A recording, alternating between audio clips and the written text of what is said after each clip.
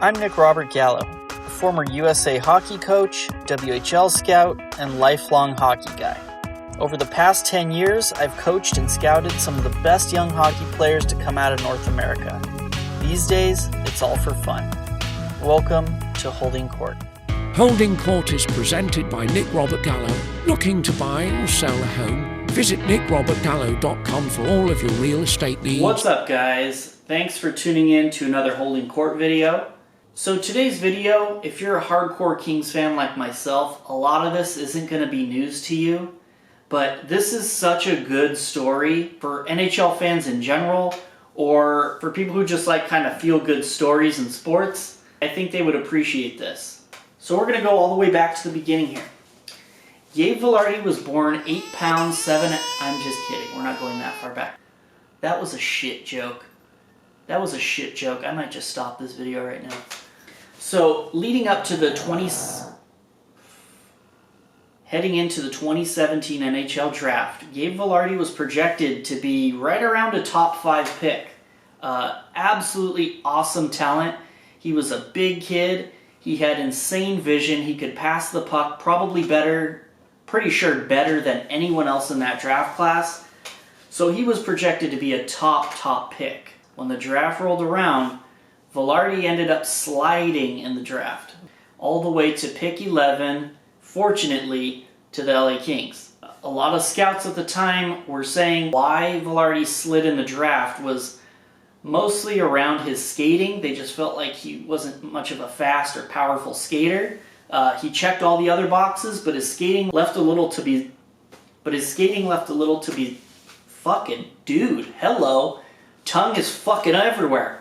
But his skating left a little to be desired. Not long after the Kings made that draft pick, things got pretty rocky. Vilardi started dealing with some serious back injuries, and any athlete will tell you, especially younger athletes, back injuries can be a kiss of death to an athlete's career. So anytime there's a back injury, it's scary. That couple year period of when he was drafted and to where he was trying to make the team, he just was unable to get healthy. It seemed like bad break after bad break for him. Right around the time, what I was saying was his development's now pushed 2 years into the future. All of this time he's missing, you got to tack that on to his development. If he does end up developing into an NHL player, it's going to be 2 seasons after what he would have without the injuries. As we started to see kind of the light at the end of the tunnel with Vilardi's injury issues, it looked like things were getting better. He got some time up with the Kings. It kind of looked as I'd expected, which is he's behind in his development, wasn't really ready yet, and yeah, it showed. It was pretty rough. It was pretty rough for him. So the Kings would end up sending him down to the minors, to their minor league affiliate in Ontario. And he was playing for the Ontario Reign, and he was doing really well. You saw a lot of that promise. You saw a lot of that hype around him in his draft year. He was killing it in the minors. But when he would get these shots with the Kings in the NHL, he was mostly looking pretty unimpressive. There was a time last season when he was up with the Kings, and we swung by TSC to catch a practice. And I'm watching the practice, and I remember Vilardi made a bad pass or a bad play or something, and he kind of like threw his head up and just kind of looked at the sky. I remember telling my girlfriend, his body language is terrible. And I could see that as someone who coached a little bit. I can see that kind of body language through the eyes of the coaching staff, and I knew how they would perceive it. It's not good. And I think later on that day or the next day, he was sent back down to the minors. One of the things that drove me a little bit crazy about Vilardi last season and in his previous NHL experience was it just looked like the effort wasn't really there. Obviously extremely talented with the puck on his stick and he could make plays, but the questions remain like, was this guy really willing to work his ass off and work hard defensively? So heading into this season, I know we're early on in the season, but He made the team at a training camp. He had an outstanding training camp.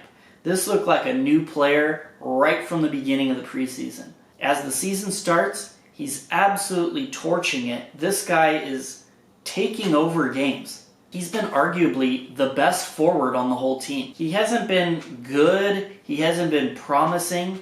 He's been like superstar level good.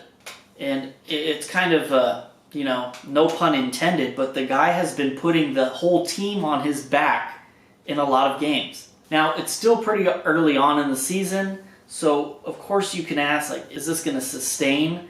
Is he going to keep this pace for the whole season? Maybe he does, maybe he doesn't. I will say that he looks like a completely new player. It doesn't look like there's any issues with his work ethic. He's playing a lot more determined. It's putting him in positions to where he's now able to showcase more often his awesome offensive ability.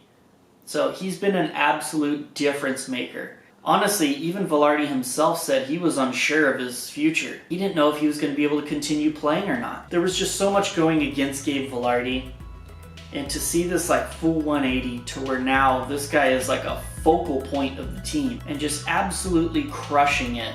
That's what you like to see in sports. Of course, as a Kings fan, that's what we like to see. I just wanted to shine a little light on the Gabe Vilardi story. And it's going to be fun continuing to watch him this season and beyond. That's all for today's video.